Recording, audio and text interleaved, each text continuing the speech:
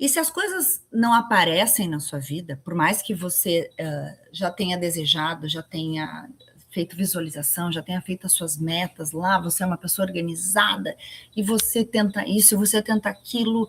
Ah, mas será que eu estou pedindo com pouca intensidade? Será que realmente eu estou conseguindo me organizar perfeitamente para que essas coisas cheguem na minha vida? Não, é simplesmente porque o seu HD, o seu computador está lotado de coisas e não tem espaço para que as coisas se concretizem. Aí a gente fica se agarrando numa energia que está estagnada, sabe? Que age como uma barreira contra essa nova realidade que você quer. É isso mesmo. Se você ainda não me conhece, meu nome é Janine Benkenstein, eu sou doutoranda em neurociências e mestre em direito. E hoje eu vou te ensinar, sobre lei do vácuo e da neurociência do desapego. Como assim? Explica isso. Sim, é um simples princípio de Aristóteles. A natureza abomina o vácuo. Na neurociência, manter o velho, tanto objetos como e-mails, como mágoas, fazem com que coisas novas não cheguem na sua vida. Você gasta uma energia mental, ou seja, com uma carga cognitiva muito alta, que deveria justamente estar sendo usada para criar algo novo. Na física, tem um princípio que é muito conhecido há séculos. A natureza abomina o vácuo. Sempre que tem um espaço vazio, a vida sempre vai correr para preencher esse vazio. É assim com o ar dentro de um ambiente. Por exemplo, você até pode criar um vácuo dentro do ambiente, né? Você vai lá, tira todo o ar daquele ambiente, só que aí, pelo processo de criar o vácuo, só que assim que você colocou uma fresta, o que acontece? O ar volta lá, porque é uma necessidade da natureza de justamente preencher aquilo que é vazio. E quando existe água, por exemplo, ocupando os espaços, assim como os ecossistemas que se reorganizam quando uma espécie some. É isso mesmo. Tudo se reorganiza quando existe essa falta. O vácuo é uma espécie, uma espécie, na verdade, de convite, gente, aberto, porque o universo não o suporta de forma alguma deixar tudo sem resposta. E precisa responder de forma rápida e de forma enérgica. Isso também é verdade. Quando a gente solta um padrão, por exemplo, uma coisa entra. A gente solta algo, outra coisa volta. Então, quando a gente se afasta de um grupo, outras pessoas novas vão se aproximar. Quando nós limpamos, então, o espaço físico, é natural que a nossa mente também mude tudo isso. Quando nós encerramos um ciclo, logo começam a aparecer sinais do próximo ciclo. Assim é com a natureza. Quando a primavera está se aproximando do fim, a gente sabe por quê. Porque o calor começa a se tornar intenso. Agora mesmo nós sabemos quando o verão já está se despedindo, porque em alguns momentos do dia, principalmente no início da manhã e no final da tarde, a temperatura fica um pouco mais amena. Porque os barulhos da noite mudam, porque as flores já não estão mais tão intensas assim, porque elas foram literalmente queimadas muitas vezes para o verão, e as coisas começam a se modificar na natureza, assim também é conosco. Só que tem um pequeno detalhe aqui. Esse ano de 2026 tem um aceleramento das coisas, por N questões orgânicas, N questões energéticas que nós estamos vivendo, o ritmo da informação, o colapso de sistemas. Vocês podem perceber, gente, as coisas estão numa ebulição. Eu não preciso nem entrar aqui nas questões políticas, por exemplo, nas coisas que estão acontecendo na economia, porque isso tem a ver também com este tempo, tá? Que tá tudo assim de uma maneira muito rápida, as mudanças são muito rápidas, as coisas parecem que desmoronam de repente, gente que perdeu tudo agora ganha tudo numa velocidade absurda e desentendimentos que a gente está sentindo tudo isso no nosso dia a dia. Mas o que a maioria das pessoas acaba fazendo quando tudo isso acontece, essa brutalidade ou essa velocidade de todas as coisas? Se agarra mais ainda aquilo que já é conhecido. Junta mais coisas, acumula mais, sabe? Porque fica com aquele medo assim, meu Deus, agora vai acontecer né? Tá acontecendo coisas nos países aí, estão se desentendendo, aquele negócio todo. Então eu preciso arquivar, eu preciso mais coisas, eu preciso me entupir de coisas, eu preciso de mais distração para não ficar pensando naquilo que está me trazendo medo. Tudo porque nós precisamos nos sentir seguros. Precisamos ter garantia de que, então, se nós agirmos de forma diferente, talvez acumulando e tendo mais e estocando, as coisas vão mudar. E aí que está exatamente o ponto. Todos nós aqui queremos realidades novas, mas mantém a casa do jeito que está, o celular do jeito que está entupido, mantém uma agenda emocional e até o corpo ocupado demais por uma identidade antiga. E é para isso que nós vamos nos unir hoje para entendermos como um princípio tão antigo, aristotélico, que também é associado à física quântica e aos princípios de neurociência, podem trazer resultados incríveis para você se você entender isso aqui. Então, fica até o final, que eu vou te dar dicas específicas para, inclusive liberar um espaço, criar um vácuo em 24 horas e prestar atenção em como você vai preencher esse vácuo novamente com coisas que tenham mais a ver com a tua identidade futura do que com a identidade do passado. Aristóteles dizia que a natureza tem horror ao vácuo. Mas na verdade, assim, né, gente? Quem tem mais horror ao vácuo, na verdade, é você.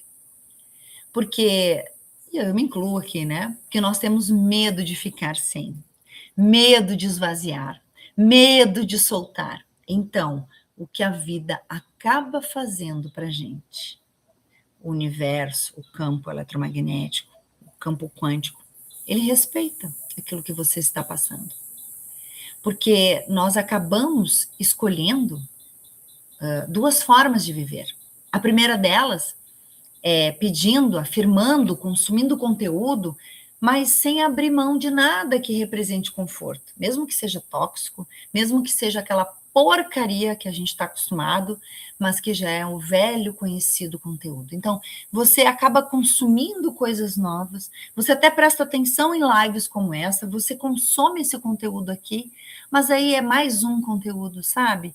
Não coloca nada em prática, porque sem colocar as coisas em prática, com certeza a sua vida não vai mudar. E aí o resultado qualquer? Nada muda na essência. Pode ser que algumas migalhas do que você aprendeu, que você lembrou, até cheguem na sua vida.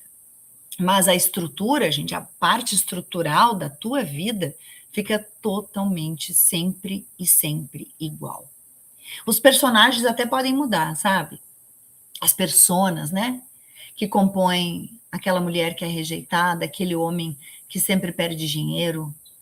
Você pode saber que as pessoas à sua volta, até o lugar onde você vive, o trabalho, o relacionamento, tudo isso pode mudar. Mas quando você não muda, a realidade que está fora de você, muito menos vai mudar. Então, nós temos essa forma de viver, que é totalmente desassociada de algo intencional. Agora, existe o segundo modo de viver, que é como? É você ter uma criação agressiva, ou seja, um vácuo intencional.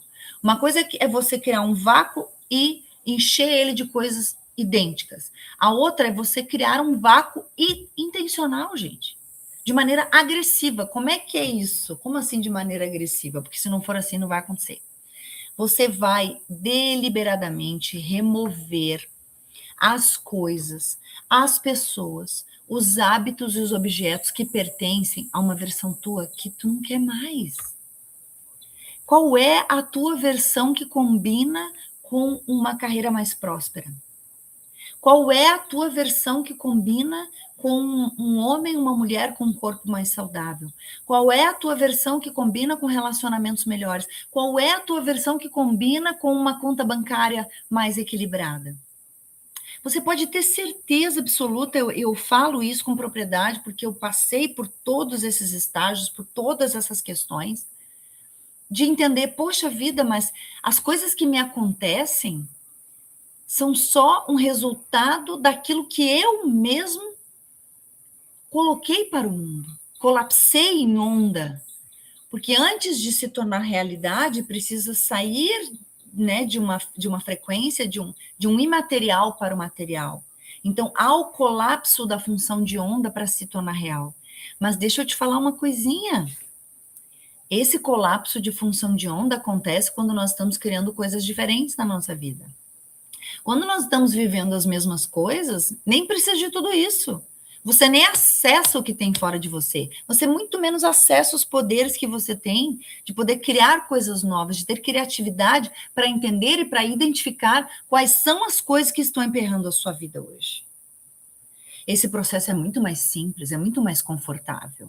E aí que entra as explicações também da neurociência. Porque a tua realidade hoje é baseada em registros do teu cérebro. Não só do teu cérebro, mas em toda a expressão genética. Porque você carrega uma expressão genética de hábitos, de questões químicas, físicas, biológicas, de bioidentificação, que fazem com que a tua realidade não mude nunca. E, de novo, você pode mudar de cidade, você pode mudar de apartamento, você pode mudar de relacionamento. Não, agora vai. Não, você pode mudar de trabalho, porque afinal de contas você não era reconhecido naquele outro trabalho. Porque afinal de contas seus colegas eram chatos, porque afinal de contas você vai arrumar 1000 desculpas, mas você, na verdade, vai colapsar coisas novas, em tese, mas não vai mantê-las se não for criado um vácuo específico para que essas novas coisas possam agregar. Agora, as coisas que você já tem, que vem pela questão da neurociência, dos registros do cérebro e pela expressão genética, também precisam que você crie um vácuo intencional.